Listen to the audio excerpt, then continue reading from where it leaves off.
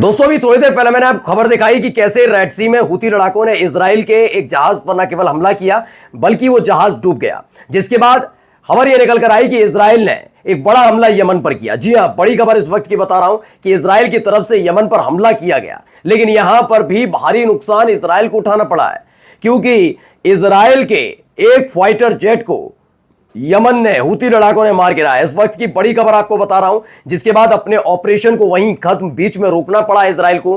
ताबड़तोड़ एक के बाद एक जेट और एयरक्राफ्ट यमन की तरफ भेजे तो गए थे, लेकिन वापस उन्हें बुलाना पड़ा, क्योंकि खबर यह मिली कि यमन के पास इस वक्त का सबसे अत्याधुनिक, शायद इजराइल के पास भी उतना बढ़िया एयर डिफेंस सिस्टम नहीं है जो यमन के पास है। क्योंकि जैसे ही एक प्लेन ने यमन के क्षेत्र में, आसमानी क्षेत्र में एंट्री की, उसके फौरन बाद ही वो मार गिराया गया। इसके अलावा भी कई महत्वपूर्ण खबरें हैं, क्योंकि इसके फौरन बाद यमन ने ताबड़तोड़ हमले इजराइल पर शुरू कर दिए हैं। नमस्कार, मैं हूं प्रज्वल गौतम और आप देख रहे हैं टाइम्स एक्सप्रेस। ये दूसरा बड़ा झटका मैं दिखाने जा रहा हूं। समझ कर रखिए कि आप थोड़ी देर पहले अभी आपको खबर बता रहा था कि एक इजराइल का शिप डूब जाता है, उस पर हमला होता है, वो डूब जाता है और वैसे हालात बनते हैं जो तकरीबन 8 महीने पहले हालात बने हुए थे। इजराइल अपने किसी भी शिप को रेड सी में उतारने से घबरा रहा था, लेकिन अब वही हालात फिर से बनाकर खड़े कर दिए गए। अब जैसे ही ये खबर मिली थी तो इजराइल ने हमला किया। खबर आई मेगाट्रॉन की, तो Israeli air force is currently bombing Yemen. दावा किया गया कि यमन के ऊपर एक के बाद एक बम दागे गए। ये इजरायली एयरफोर्स का एक बहुत बड़ा ऑपरेशन था, जिसके जरिए यमन पर बहुत बड़ा हमला करना था। यानी जो तेल अवीव में और अलग अलग 5 शहरों पर हमला किया, बेन गुरियन एयरपोर्ट पर हमला किया। बेन गुरियन एयरपोर्ट पूरी तरह से बंद हो गया। ये तमाम चीजें हुई, उसका बदला लेने की फिराक में इजराइल नजर आ रहा था। उसने यमन की तरफ भेजे तो सही, अपने एयरक्राफ्ट भेजे, लेकिन उनकी हालत क्या हुई जरा पहले वीडियो देखिए। वीडियो नहीं, माफी चाहूंगा, तस्वीर निकल कर आई। एक एयरक्राफ्ट उड़ रहा है, ये इजराइल का एयरक्राफ्ट, और इसके पीछे जो इंटरसेप्टर चल रहा है ये यमन का इंटरसेप्टर है। इसमें बताया गया था air defence effectively repealed the aggression, यानी कि जो एयर डिफेंस सिस्टम था वो अचानक से एक्टिवेट हुआ और यमन के उस जो पूरा का पूरा एयर डिफेंस सिस्टम था उसने एक एयरक्राफ्ट को मार गिराया। जैसे ही ये खबर पहुंची उसके बाद फौरन ही इस पूरे प्रोग्राम को, पूरे ऑपरेशन को इजराइल ने बीच में रोका और बाकी के अपने एयरक्राफ्ट वापस बुला लिए। इसको लेकर कई दावे हैं, पहले मैं दिखा रहा हूं।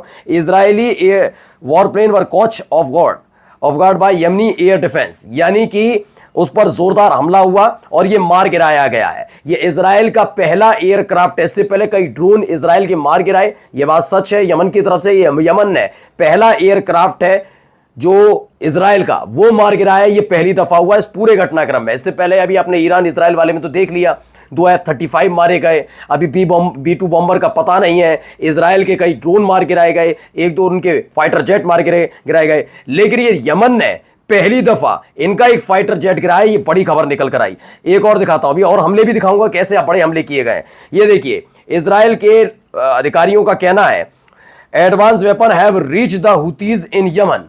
उनका कहना है कि अब बहुत अत्याधुनिक हथियार यमन के पास पहुंच गए हैं। ये यमन वो वाला यमन नहीं है जो 6, 7, 8 महीने पहले था। इन पर भारी हथियार पहुंचे हैं और सीधा शक किस पर जा रहा है? ईरान पर। क्योंकि हाल ही में जो ईरान ने अपनी ताकत दिखाई, उस ताकत के सामने इजराइल और अमेरिका दोनों घुटने के बल बैठ गए। ये खुल्लम खुल्ला पहले कहा जाता रहा कि हिजबुल्लाह जो है उसे ईरान लगातार हथियार सप्लाई करता है, लेकिन जब सीरिया में तख्ता पलट हुआ और ईरान समर्थित बशर अल असद का तख्ता पलट हुआ, वो राष्ट्रपति पद से हटे और HTS जो कल तक अमेरिका और डोनाल्ड ट्रंप या फिर जो बाइडेन इनकी नजर में आतंकवादी संगठन था, अल जुलानी जो आतंकवादी थे जिनके सिर पर इनाम था, वो अमेरिका अब उन पर प्यार लुटाने लगा। लेकिन शर्त यह थी कि सीरिया को पूरी तरह से ईरान रूस के लिए ब्लॉक कर दिया जाए, और हुआ भी यही। उन्होंने ऐलान भी किया, सीरिया के रास्ते ही ईरान से हिजबुल्लाह पहुंचते थे हथियार, उन हथियारों में कमी आई। लेकिन खबर यह है कि अब भी हिजबुल्लाह तक वो हथियार ईरान के पहुंच रहे हैं, और वही हथियार अब हूती लड़ाकों तक भी पहुंच रहे हैं। यानी अपने सिर पर 2 बड़ी मुसीबतें अमेरिका ने भी ले ली और इजराइल ने भी। पहले एक लड़ाका संगठन था जिसे खुल्लम खुल्ला सपोर्ट करता था हिजबुल्लाह को सिर्फ, यानी उत्तरी इजराइल तक एक आफत थी। उत्तरी इजराइल पूरी की पूरी आफत के घेरे में था। लेकिन जब से ये सारा सीरिया वाला हुआ, हिजबुल्लाह पर अटैक हुआ, तमाम चीजें हुई, उसके बाद हूती लड़ाकों को भी हथियार मुहैया कराए जा रहे हैं। और सोचिए कितना घातक हथियार होगा जिस हथियार ने यह अंजाम दिया। देखिए एक और खबर, मिलिट्री ऑफिशियल कहते हैं इजराइल के, we didn't expect the Houthi to reach this advance level of air defence capability. दरअसल अब इजराइल के अधिकारियों में इस बात का बड़ा सहम से गए कि अब तक हमने लड़ाका संगठन समझते, सिर्फ लड़ाका संगठन टाइप, कि क्या है, परंपरागत हथियार होंगे, कुछ होगा नहीं, लेकिन एयर डिफेंस सिस्टम जैसी इनके पास टेक्निक है, इसे देखकर ये डर गए। इन्होंने कहा बहुत it was close, some aircraft were nearly taken down the moment they entered. उन्होंने कहा कि एक तो मार गिराया ही है, लेकिन इसके अलावा कई और उनके ऐसे एयरक्राफ्ट थे जो बहुत करीब उनके वो मिसाइल आ गई थी, वो बच के कैसे भी करके निकले। जैसे वो यमन में घुसते उसके फौरन बाद ये हमले शुरू हो गए उनके ऊपर। देखिए, officially announce the development and manufacture and advanced domestic air defence system capable of intercepting the world's most advanced war plane.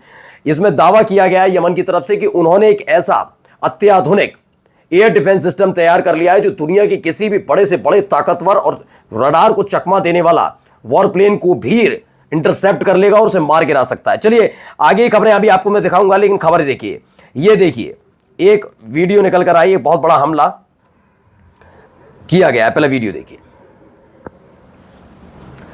तो इसमें लिखा है ईरान समर्थित हूती विद्रोहियों ने सेंट्रल इजराइल पर दागी 2 बैलिस्टिक मिसाइलें। इजरायली सेना ने पुष्टि की है कि यमन से 2 बैलिस्टिक मिसाइलें लॉन्च की गई, इंटरसेप्ट करने की कई कोशिशें की गई, लेकिन एक मिसाइल वेस्ट बैंक क्षेत्र के आसपास गिरती दिखी है। यह दावा किया जा रहा है कि हाँ हुआ, इंटरसेप्ट करने की कोशिश हुई, एक कर ली गई। इसको लेकर दावा किया जा रहा है कि हाँ एक इंटरसेप्ट हुई है, सब ठीक ठाक है, लेकिन दागी गई थी 2 में से एक को इंटरसेप्ट कर पाया, दूसरे को इंटरसेप्ट नहीं कर पाया इजराइल का एयर डिफेंस सिस्टम, और वो इजराइल में जाकर गिर गई है, यानी वहां भारी नुकसान हुआ है, ऐसा दावा वहां पर भी किया जा रहा है। आगे देखिए खबरें। Missiles are currently be launched from Yemen toward Israel. बार बार यही कहा जा रहा है कि 2 तो अलग थी, लेकिन इसके अलावा भी कई ऐसी मिसाइलें हैं जो लगातार दागी जा रही हैं। अभी भी कई मिसाइलें हैं जो हूती लड़ाके दाग रहे हैं।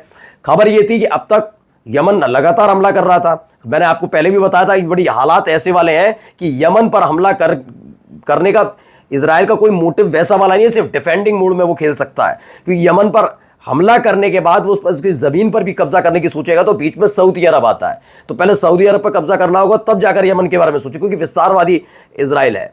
इसीलिए वो ज्यादातर लेबनान पर, गजा पर, वेस्ट बैंक पर, सीरिया पर, इन पर नजर आए, मिस्र पर, इजिप्ट पर भी रखता है। इसलिए इजिप्ट में तो बाकायदा बैरिकेटिंग कर रखी है, ये सारी चीजें हैं। लेकिन यमन को ने जिस तरह से रेड सी में उनके जहाज को डुबोया, उसका पलटवार करना बहुत जरूरी हो गया था नैतिकता के आधार पर ही। मैं भी मानता हूं भाई, बार बार आपके देश पर कोई हमला कर रहा है और आप चुपचाप बैठे हैं, आपकी फजीयत होगी नहीं होगी। ये किया, अपने एक फाइटर जेट खो दिया, अपनी फिर से थू करा ली, उल्टा एक मुसीबत और मोल ले ली कि लगातार बैलिस्टिक मिसाइलें दागी जा रही हैं। अब ये और हमले तेज कर दिए हैं, यमन की तरफ से हमले और तेज हो गए। इन सब के बीच एक और बड़ी खबर निकल कर आई है, खबर पढ़िए।